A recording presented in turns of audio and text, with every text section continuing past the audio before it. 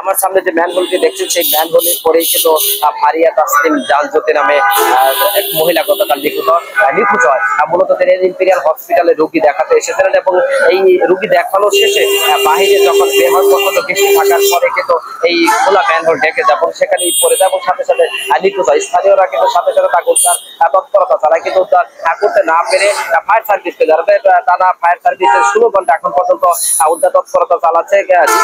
মৃত কোনোভাবেই কিন্তু তাকে উদ্ধার করতে পারে। আমরা এখানে সরজমিনে প্রত্যক্ষ পরোক্ষভাবে যারা দেখেছে তাদের কাছ থেকে বিস্তারিত জানবো। আমি সকালবেলা উঠে আমার বড় ভাইয়ের ফেসবুকে একটা স্ট্যাটাস দেখতে পাই, সেখানে দেখা লিখছে যে ইম্পেরিয়াল হসপিটালের সামনে তার বোন আসছিল এবং তারপর থেকে ফোন বন্ধ। এর আগে আমি আমাদের এক সহকর্মীর লাইভে গেছিলাম, লাইভে যে দেখতে পাই যে একই জায়গার ঘটনা, তখন আমি বুঝতে পারি যে হয়তো আমার বোন এখানে পড়ে গেছে।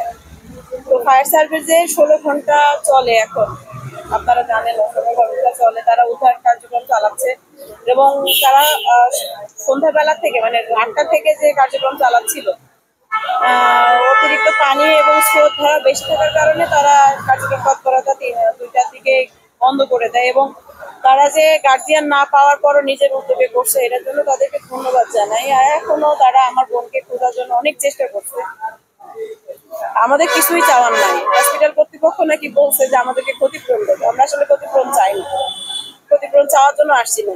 ওনারা যে কাজটা করে রাখছে, হসপিটাল একটা সেবামূলক প্রতিষ্ঠান, ওখানে যে ট্রেনের স্ল্যাব গুলো তারা দেয় নাই, এর জন্য আজকে আমার বোন, কালকে আরেকজনের বাচ্চা, মা, হতেই পারে, যে কোনো অ্যাক্সিডেন্ট হতেই পারে, কিন্তু এগুলো আসলে মেনে নেওয়ার মতো না। এর জন্য আইন শৃঙ্খলা বাহিনী তৎপরতা দরকার এবং আমরা আইনানুগ ব্যবস্থা নিব।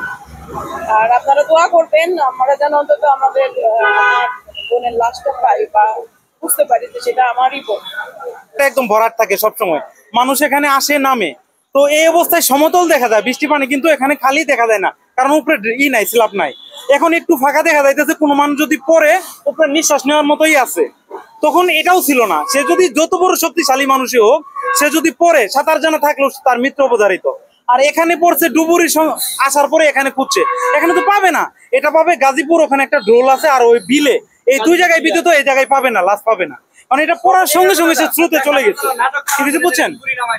এটা এই যে একটা বড় বড় প্রতিষ্ঠান, এর সামনে অবশ্যই লোহার একটা থাকা দরকার ছিল, ডাইরেক্ট স্ল্যাব থাকা দরকার ছিল। এটা দুর্ঘটনা, এই আজকের দুর্ঘটনা এটাই প্রথম না, এই দুর্ঘটনা এটা প্রথম না। বিভিন্ন সময় মানে পুরুষ মানুষ পড়লে তারা কোনো মতো বাঁচে, কিন্তু ওই মহিলা পড়ছে, সে তো আর জানে না, সঙ্গে সঙ্গে ডুবে গেছে। বুঝতে পারছেন? সে নিঃশ্বাস নিতে পারে নাই, ইনস্ট্যান্ট মারা গেছে। আর লাশটা এখানে নাই, এটা শিওর। এখানে যে এখানে খুঁজতে এটা বোকামি, এখানে পড়ছে, এখানে খোঁজা বোকামি। এটা খুঁজতে হবে ওই গাজীপুরা, ওই ড্রেনের ওখানে এক ব্রিজের ওখানে একটা সরু নালা আছে, ওখান দিয়ে খুব স্পিডে পানি বের হচ্ছে। যদি আটকে থাকে ওখানে আটকেছে, নাইলে হলো যে ওর পারে একটা বিল আছে, বিলের মধ্যে খুঁজতে হবে। এখানে আজকে সারাদিন, কালকে রাত পর্যন্ত খোঁজা, এটা সম্পূর্ণ বোকামি। এখানে লাশ কখনোই পাবে না। আমি ইম্পেরিয়ালের কর্তৃপক্ষের কাছে আমার আবেদন এই ঢাকনাগুলির জন্য লাগাই। আমিও একদিন পড়তেছিলাম, আমার সাথে সাথে একটা লোক ধরে আমি সবার কাছে বিশেষ অনুরোধ করি, বিশেষ করে ইম্পেরিয়ালের কর্তৃপক্ষের কাছে, এই ঢাকনা তারা ইচ্ছে করে নিজের টাকা দিয়ে করে দিতে পারে। এত কোটি কোটি টাকা লাগবে না, কয়েক হাজার টাকা হইল। ধন্যবাদ। কখন নিখোঁজ হয়েছে আপনারা জানতে পেরেছেন? হ্যাঁ, নিখোঁজ হয়েছে কালকে রাত্রে। আমি সন্ধ্যা নিখোঁজ হওয়ার আধা ঘন্টা পরে আমি নিজে আসছিলেন, কি দেখলেন পরে? আইসা দিকে লোকের ভিড়, খোঁজাখুঁজি করে পাওয়া যাচ্ছে না এবং আজকাল খুঁজছে, রাত পাওয়া যাচ্ছে না। সকাল থেকে ওই যে ময়লা বসে পড়তেছি, ক্লাব উঠাইতেছি, একটা লোক মারা, লোক একটা পয়লা গেছে, এটা খুঁজতেছে।